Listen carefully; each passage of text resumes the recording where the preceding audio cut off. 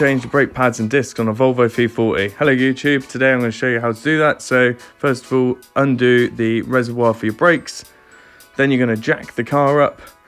If you've got axle stands, then please use them. If not, then do not get under the car, do not accept any responsibility. In this case I didn't, but I will put the tyre underneath, so if it does fall down, and I'll make sure that I do not go underneath the car.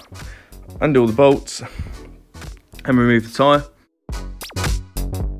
Remove the retaining spring. This can be with pliers. I just used a pick.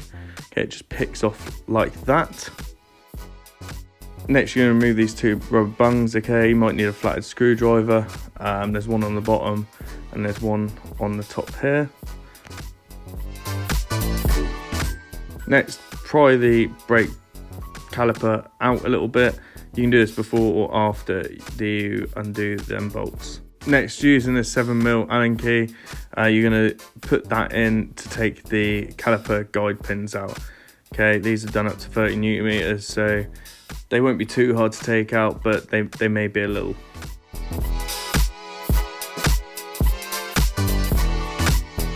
Next, the caliper should be free. You just got to wiggle it out. It does come out eventually, as you can see, and just pull it towards the front of the vehicle.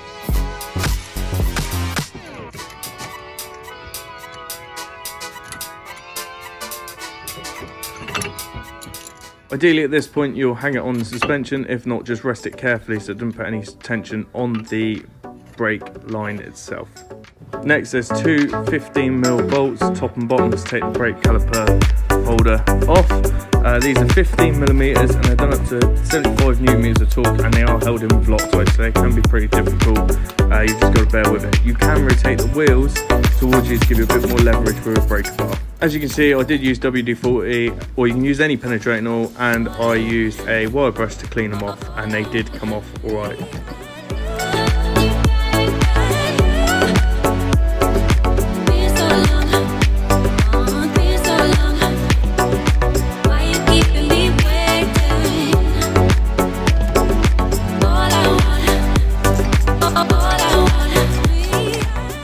Take the bracket off. If someone squared your way in the past and copper greased, then the rotor should also come off pretty easily.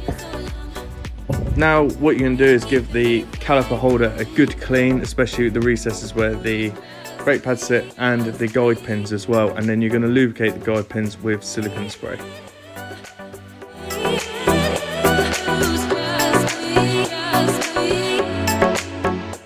Next stage is you're going to clean off the wheel hub where the brake rotor is going to go on. So loads of brake cleaner, wire brush, clean it all off, get all the rust off, and then what you're going to do is, once majority is off, using a lint-free cloth or any cloth you can really get hold of, you're then going to put some copper grease on it, and this will stop it from seizing in the future. The brake disc back on, give it a clean with brake cleaner, and then you're going to put the 15mm bolts, put a bit of Loctite on them. Put the bolts in, do them pretty tight with the ratchet, and then finish them off at 75 Newton meters with the torque wrench, and you'll hear a click from the torque wrench once I do it.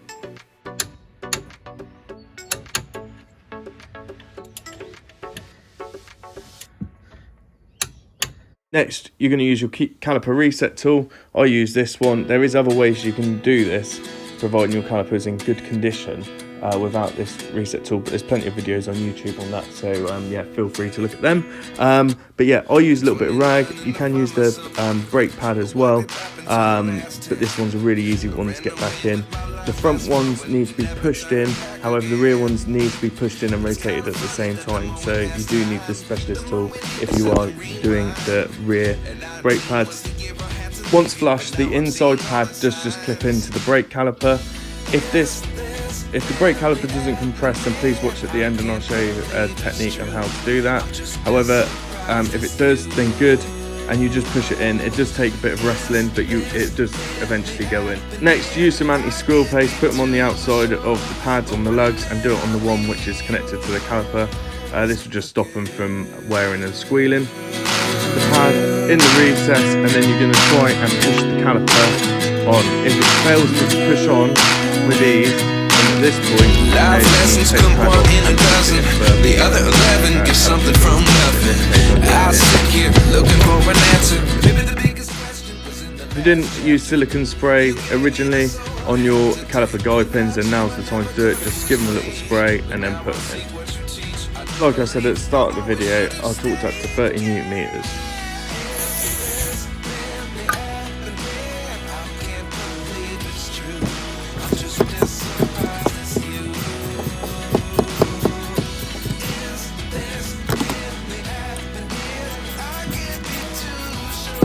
Once you've done this, don't forget to put the little rubber caps over the top of them. This just stops them from getting corroded.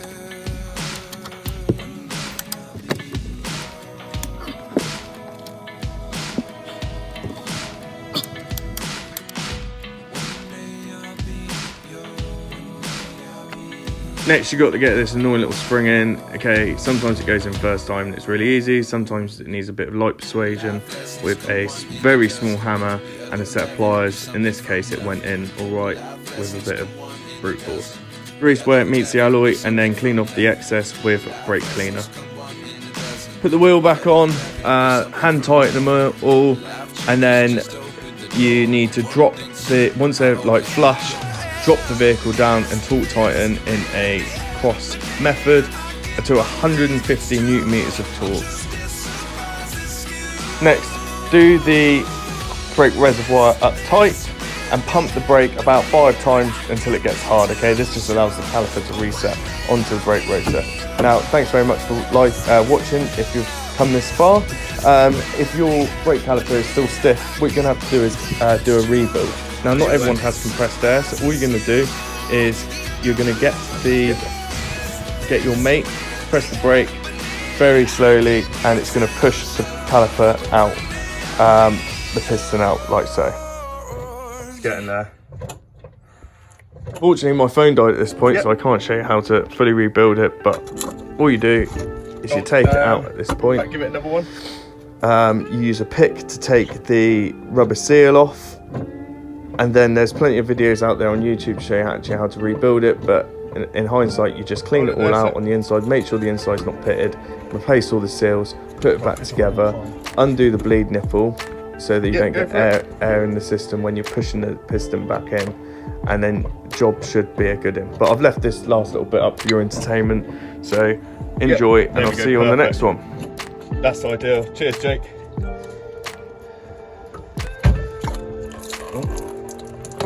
There, ideally. No, I just got it out.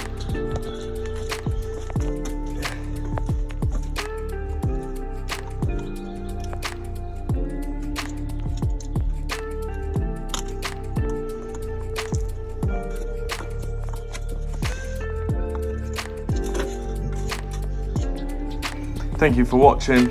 As you can see, this is why the other side was completely naffed. It was because the caliper was seized up.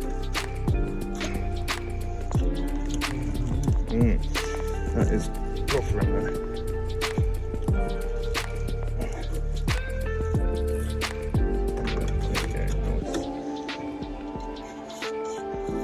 Then what we'll do is I'll just leave it there. I'll just get another brush on it.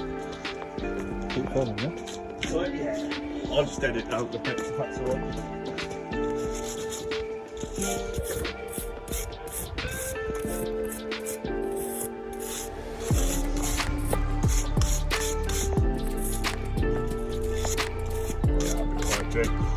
And